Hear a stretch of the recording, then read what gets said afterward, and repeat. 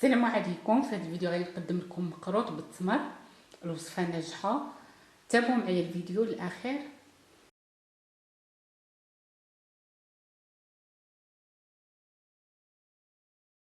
بالنسبه للمقادير، عندي هنا 3 ديال الزلايف ديال السميد العبار بهاد الزلافه هذه، وعندي هنا زلافه وحده ديال الزبده، وضفت الكميه الباقيه، يعني درت كاس كل 4 ديال الزبده، والربع الاخير زدتو ديال الزيت. كتقدروا ديروا غير الزبده وكتقدروا ديروا غير الزيت. بالنسبه ليا كنخلط. هنا كنحتاج معلقه صغيره ديال السكر سنيده، 3 غرام ديال الملحه، وكناخذ 4 غرام ديال الفاني. نبدا معكم المراحل ديال المقروط خطوه بخطوه. كنبديو بالصينيه. بالنسبه للصينيه كتبقى على حسب الحجم ديال الصينيه اللي عندكم. بالنسبه لهذه اللي غادي نستعمل في هذا المقروط هذا، غادي نستعمل غير هذه الصغيره فيها 24 على 24. الا كنتو غادي تستعملوا هذه الصينيه الكبيره اللي فيها 29 على 34، يعني ماشي نفس القياس. بالنسبه لهذه غادي ندير المقياس بالكاس.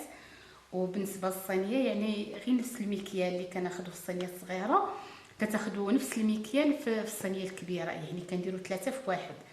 3 ديال السميد في 1 ديال الزبده. يعني فاش كديروا قليل ديال الزبده كتجيكم يابسه، وفاش كديروا ثاني الزبده بزاف يعني راه كتفتت لكم. يعني غير ردوا البال بالنسبه للنصائح اللي غادي نعطيكم هنا في الفيديو، ان شاء الله غادي تنجح معكم. غادي نعطيكم القياس حتى بالميزان بالنسبه لهاد الصينيه الصغيره. وبالنسبه اللي كيتوفر على هذا المول ديال الزاج، سبق لي نزلت فيه البقلاوه، المقروط ديال البقلاوه غيتلقاوها في القناه. بالنسبه لهذا راه نفس القياس اللي درت في هذا المول هذا ديال الزاج، هو نفس القياس اللي كتاخذ ليه هذه الصينيه هذه. بالنسبه غادي نستعمل الصينيه لان هذه الصينيه هذه في المتناول ديال الجميع، يعني حتى الثمن ديالها راه ماشي غالي، ماشي بحال المول ديال الزاج. وحتى بالنسبه للطياب ديال هذا الصواني كيكون احسن من الزاج بالنسبه لهذا الوصفات هادو، يعني كتكون في المتناول. بالنسبه للسميد كاين نوعيات كثيره ديال السميد. كاين السميد الغليظ الحرشه هي هذه، وكاين عاد مغلظ منها، كاين هذا متوسط، وكاين هذا رقيق. بالنسبه للرقيق كاين فيه واحد جوج نوعيات. بالنسبه لي انا اللي متوفر عندي كاين هذا رقيق والملمس ديالو حرش، هذا كيجي مزيان في المقروط. وكاين هذا رقيق ولكن رطب داير بحال الفينو، هذا سميد ولكن الملمس ديالو شويه رطب، هذا ماشي حرش. هذا ما كنستعملوش.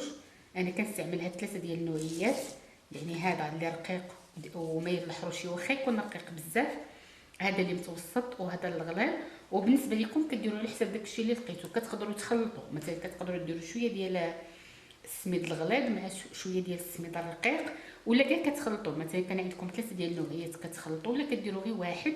غير بالنسبه للاختلاف اللي كاين بالنسبه لي انا كنستعمل نفس المقادير، وكيكون الاختلاف يعني في الكميه ديال الماء اللي كيشرب لكم. يعني ديما كتردوا البال يعني الكميه ديال الماء اللي كيشرب لكم بها، وتلتزموا بالمقادير والنصائح اللي كاينين في الفيديو. ان شاء الله غادي ينجح معكم. غادي نعطيكم القياس بالميزان والقياس بالكاس. بالنسبه لهاد الزلافه هذه الزلافه الصغيره القياس ديالها بحال العباره ديال الكاس ديال العنبه، راه نفس الشيء لان الصينيه عندي صغيره. كندير 1.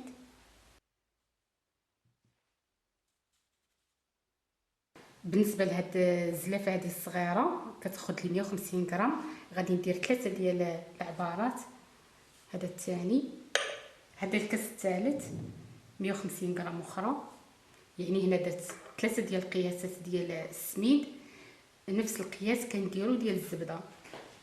الزبده انا ذوبتها كندير القياس ديال كاس كل ربع، يعني والباقي كنكملو زيت. الا بغيتو ديروا غير الزبده كديروها. كنخلط، والزبده ما كنديروهاش وهي سخونه، كنخليوها حتى كتبرد.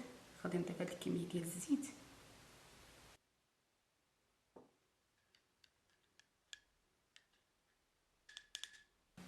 كنضيف هاد المعلقه ديال السكر، كنضيف الملحه،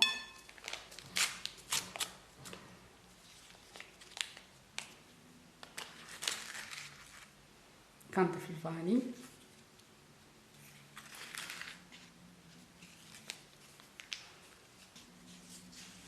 كنخلط هاد المكونات هادو،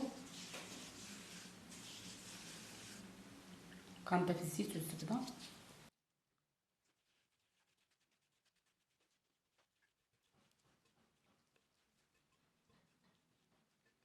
بالنسبه لهاد الخليط هذا غادي نخليه كيريح تقريبا واحد الساعتين اللي غادي نخليه. اللي كيبغي يبيتو كيبيتو، انا ما غاديش نبيتو، غادي نخليه غير واحد ساعتين كيشرب مزيان وغادي نبدي كنخدمو. صافي غادي نغطيه ونخليه حتى من بعد ونرجع عنده. بالنسبه للحشوه ديال التمر كديروا التمر اللي بغيتو. كاين هاد الباكيه هادي ديال التمر ديال اللي كتباع هكا واجده، هذه فيها 500 غرام. وبالنسبه للكميه كديروا على حسب الصينيه ديالكم. كاين اللي كيبغي الحشوه تكون غليظه وكاين اللي كيبغيها تكون رقيقه، يعني نتوما كتحكموا في داكشي اللي غيديروا. بالنسبه لي غادي نستعمل التمر اللي وجدتها انا في الدار. بالنسبه لينا التمر موجوده هي هذه. كناخذوا التمر كنعمروها في هاد لي بواط بحال هكا، وفاش كنحتاجوها غير كنجبدها كنحيد لها العلفه. بالنسبه لهاد التمر هذه ما كتحتاج انها تفور، يعني كتكون رطبه ما كتحتاج انها تفور، غير كنحيد لها العلفه ديالها.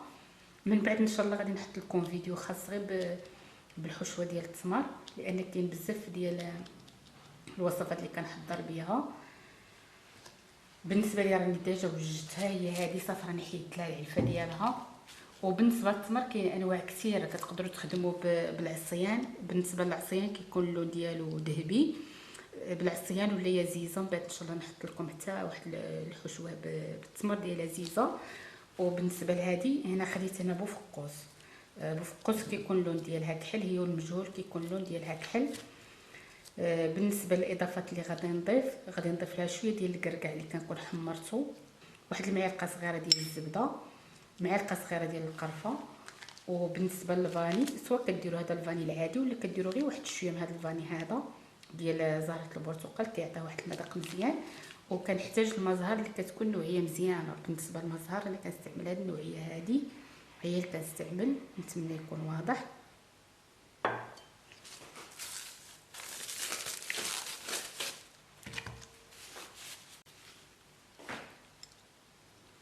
كنضيف الزبده، كنضيف القرفه، كنضيف الكركاع. بالنسبه للكركاع كنهرمشو هكا، ما كنديروش كاع رقيق بزاف. كتقدروا ديروا في المكسرات، كتقدروا ديروا غير الكاوكاو ولا اللوز، ولا كديروا داكشي اللي بغيتو، ولا كديروا غير التمر بوحدها، يعني ماشي ضروري. غادي نضيف واحد الفتيته من هاد الفاني، غادي نضيف واحد شويه لان هاد الفاني هذا مجهد. هذه هي الكميه اللي كنضيف. شويه ديال المزهر، غير واحد شويه.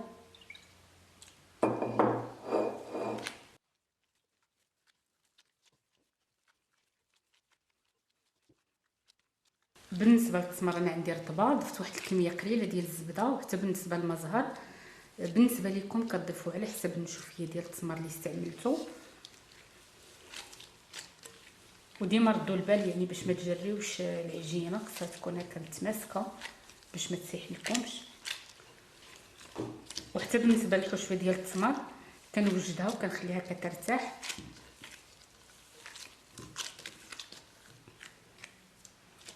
صافي هذه هي الحشوه ديالي، مراها جاريه بزاف. ديما نردوا البال باش ما نجريولهاش العجين ديالها. صافي انا بعد ما دازت ساعتين. بالنسبه لهذا السميد هذا راه شرب مزيان. صافي انا السميد بعد ما شرب مزيان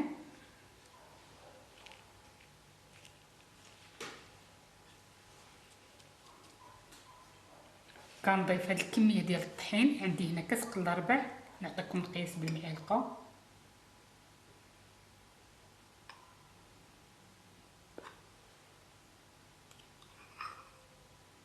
ربعه ديال المعالق اللي كيكونوا عامرين.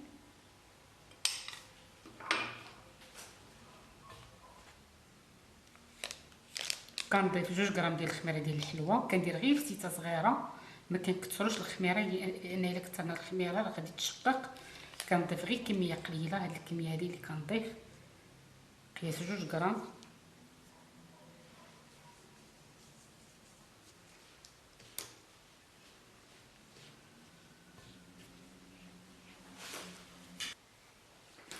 خلطت مزيان هاد المكونات هادو. وبالنسبه لهاد الكاس هذا ديال الماء درت فيه هاد الكميه هادي، هاد الكاس هذا الصغير ديال المزهر، الكميه ديال المزهر وكميه ديال الماء، يعني هذا كيساوي تقريبا ربع كاس ديال الماء وربع كاس ديال المزهر. ذوبت فيه الزعفران الحر شعره، الا ما كانش عندكم الزعفران الحر شعره كديروا غير ملون. بالنسبه للملون يعني كيعطيني واحد اللون مزيان في البقلاوه. ان شاء الله غتجربوها بهذه الطريقه هذه وغادي تعجبكم.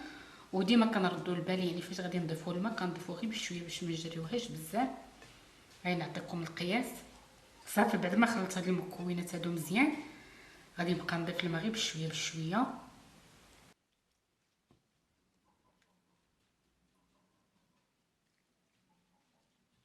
ما كنعجنش راه غير كنخلط.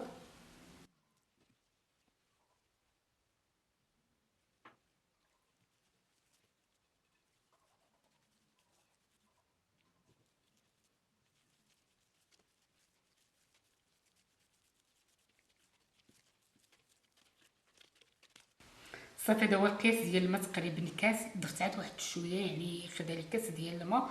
ديما ردوا البال يعني فاش كتزيدوا الماء باش ما تجريوهاش بزاف. صافي هنا هذا هو القياس ديالها.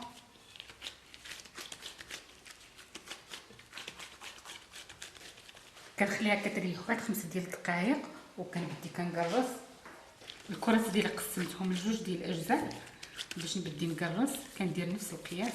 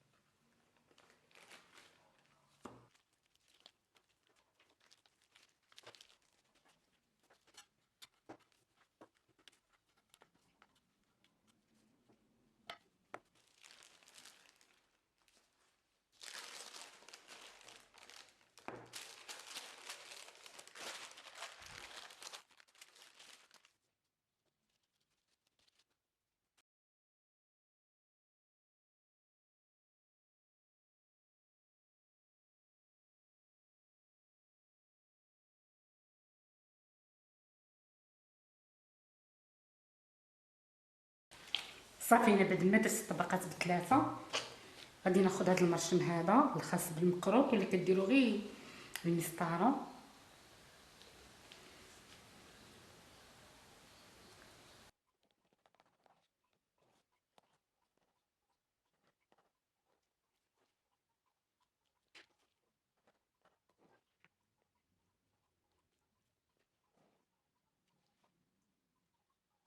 هي الصينيه بعد ما نقشتها. بالنسبه للنقاش كتستعملوا هذا النقاش الغليظ ولا كتستعملوا هذا الرقاق اللي بغيتو كديروه. وكديروا الزواقه اللي بغيتو.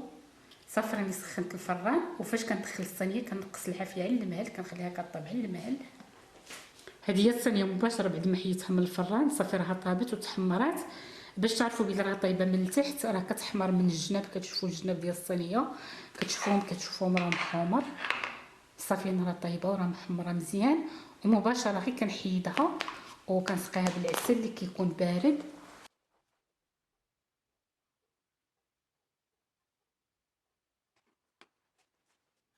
كنخليها حتى كتشرب العسل مزيان وكنقطعها على الاقل واحد 4 ديال الساعات.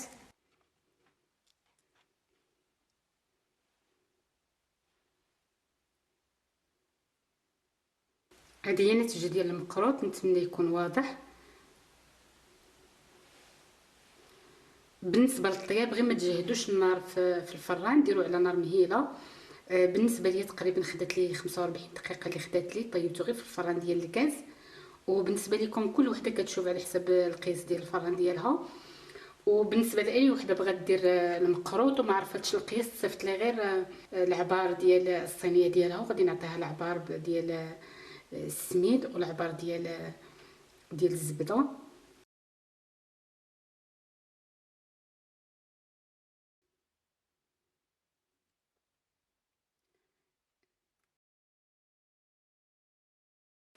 كنتمنى ان شاء الله الوصفه ديالي ولات الاعجاب ديالكم. وهكا كنجي نهايه الفيديو. كنقول لكم بسلامه، نتلاقاو ان شاء الله في فيديو قادم.